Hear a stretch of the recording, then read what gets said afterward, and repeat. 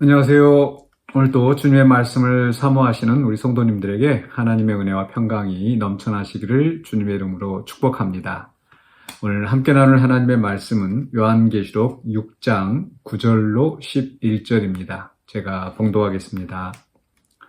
다섯째 인을 떼실 때에 내가 보니 하나님의 말씀과 그들이 가진 증거로 말미암아 죽임을 당한 영혼들이 제단 아래에 있어 큰 소리로 불러 이르되 거룩하고 참되신 대주제여 땅에 거하는 자들을 심판하여 우리 피를 갚아주지 아니하시기를 어느 때까지 하시려 하나이까 하니 각각 그들에게 흰 두루마기를 주시며 이르시되 아직 잠시 동안 쉬되 그들의 동무 종들과 형제들도 자기처럼 죽임을 당하여 그 수가 차기까지 하라 하시더라. 아멘. 네, 오늘 말씀의 제목은 순교자의 기도입니다. 네, 앞에서 6장 1절부터 8절까지 말씀은 이제 어린 양이 네 인을 떼실 때에 이 네 마리 말, 또 말탄 자들이 나타나면서 이 땅에 큰 심판과 재난이 있었던 내용을 그 환상으로 보여주었습니다. 그래서 이 네 인을 떼는 것은 하나의 이제 세트처럼 함께 이해해야 되고, 오늘 말씀은 이제 다섯째 인을 떼실 때에 일어나는 사건입니다. 그 핵심 내용은 바로 9절의 마지막에 죽임을 당한 영혼들이 하나님의 제단 아래에 있으면서 기도하고 또 기도의 응답이 들려지는 그런 것입니다. 먼저 여기서 이제 죽임을 당한 영혼들 하면은 말씀의 제목처럼 우리가 이제 순교자를 생각할 수 있습니다. 그래서 앞에서 이 네 인을 떼실 때에 말들이 나타나고 또 서로 죽이게 하고 또 사망 8절에서도 검과 흉년과 사망과 땅의 짐승들로서 죽이더라. 죽이는 사건들이 등장하기 때문에 여기에서 바로 이 죽임을 당한 영혼들은 이 앞에 그 재난, 심판과 재난의 사건의 결과로 죽임을 당한 영혼들, 순교자라고 할 수 있겠죠. 그런데 그렇게 좁은 의미로 꼭 순교자들만 제한하는 것이 아니라 이런 그 환난의 시기에 또 심판과 환난이 있을 때에 죄가 있어서 죽은, 하나님의 심판으로 죽은 사람들이 아니라 오늘 그 9절에 있는 말씀대로 하나님의 말씀과 그들이 가진 증거로 말미암아 죽임을 당한 영혼들, 그래서 그 말씀 또 그 증거, 하나님의 말씀을 지키기 위하여서 또 그리스도에 대한, 하나님의 나라에 대한 복음을 증거하기 위해서 이 고난을 당한 자들, 환난 가운데서 신실하게 정말 그 믿음을 지켜나가는 자들까지도 다 포함된다고 볼 수 있겠습니다. 다시 말씀드리지만 꼭 죽임을 당한 순교자들뿐만 아니라 그 환난 속에서 고난당하며 또 고난을 당하지만 여전히 신실하게 하나님의 말씀을 지키고 또 그 증거를 포기하지 않는 그 신실한 모든 성도들이 여기에 다 포함되어진다. 그리고 이제 그 다음에 그들이 제단 아래에 있다라고 말씀하고 있는데, 이 제단 아래는 바로 하나님의 임재 바로 앞에, 즉 하나님의 임재 아래 그 영혼들은 보호하심을 입는 겁니다. 비록 그들이 환난을 당하고 심지어는 죽기까지 한다 할지라도 하나님께서 그들을 지키시고 그 영혼들이 하나님 앞에 또 기도하며 호소하는 거죠. 또 그들이 이 하나님 제단 앞에서 보호하심을 받을 뿐만 아니라 그들에게는 그 영광스러운 모습이 있다라는 것을, 영광에 들어갔다라는 것을 이야기하고 있습니다. 무엇을 보면 알 수 있냐면 11절에 보시면은 주님께서 그 응답하실 때 11절에 각각 그들에게 흰 두루마기를 주셨다. 흰 두루마기는 순결한 상태를 의미하면서 이제 그들이 죽음 당하거나 환난 당한 것은 그들의 죄 때문이 아니라 하나님 앞에 정말 순결한 그 믿음을 지키기 위해서 그들이 고난을 당하였다라는 것을 입증하는 것입니다. 또한 그들이 영광스러운 위치에 있다라는 것을 이 흰 두루마기를 통해서 보여주시는 것이고, 또 그리고 11절 중간에 아직 잠시 동안 쉬되라고 말씀하고 있습니다. 그래서 그들은 주님의 날까지, 주님의 이제 정하신 때까지 그 쉼을 얻고 있습니다. 이것도 바로 그들이 영광에 들어갔다라는 하나님의 보호하심 속에서 쉼을 얻는 것이라고 이해할 수 있겠습니다. 그래서 죽임을 당하였거나 고난을 당한 그 영혼들이 하나님의 보호하심 아래 또 하나님 앞에 기도하면서 또 흰 두루마기를 받고 또 쉼을 얻는 그런 영광의 상태에 있다라고 우리는 말할 수 있겠습니다.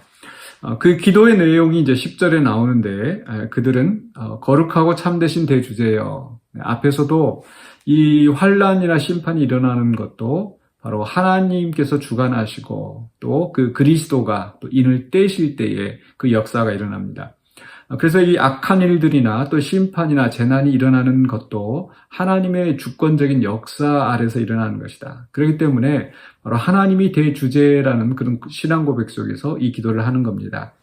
그리고 그 간구하는 내용은 땅에 거하는 자들을 심판하여 우리 피를 갚아주지 아니하시기를 어느 때까지 하시려 하나이까.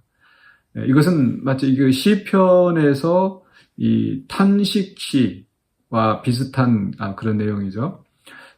또 이 탄식시에서 바로 우리의 원수를 갚아달라고 하는 그런 내용인데, 이것은 단지 보복을 하나님 앞에 어떤 보복심에 의해서 기도하는 것이 아니라 하나님의 정의가 이루어지도록, 하나님의 정의가 이 땅에서 이루어지도록 간구하는 기도라고 우리가 이해할 수 있겠습니다.